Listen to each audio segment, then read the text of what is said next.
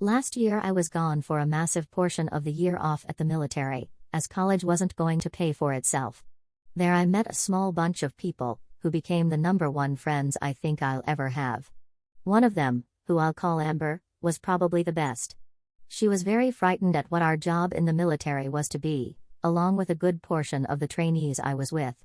Our job could be easily misunderstood for one that would be pretty simple and risk-free, but in reality is probably one of the most adrenaline-boosting jobs in the military regardless of the branch.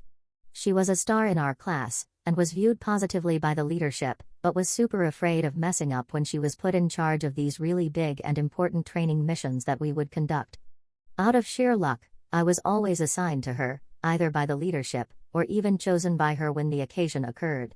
Whenever things went south, I always took the blame willingly, and whenever she needed help, I was more than willing to lend a hand at any moment. We would constantly hang out with each other every single day, and we got along pretty well, cracking lots of jokes and making the best of a shitty place.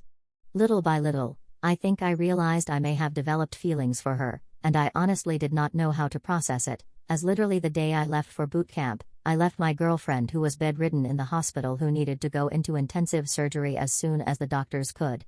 I spent weeks without knowing what happened to her, only to find out a couple of weeks deep into training through a letter that she was stable. The dark possibility of her passing away while I was at training was very much there, and I naively caught feelings for a person that I spent a couple of months hanging out with every single day. I felt ed up, as both of us were aware of each other's relationship, and my idiot self still caught feelings. I didn't know who to tell. I needed to, so I wrote a letter back home to my closest friends at the time, the two people who I consider my own brothers, but the note ended up falling into the wrong hands, the hands of my girlfriend. She was livid, and kept to herself until the day I graduated and went back home.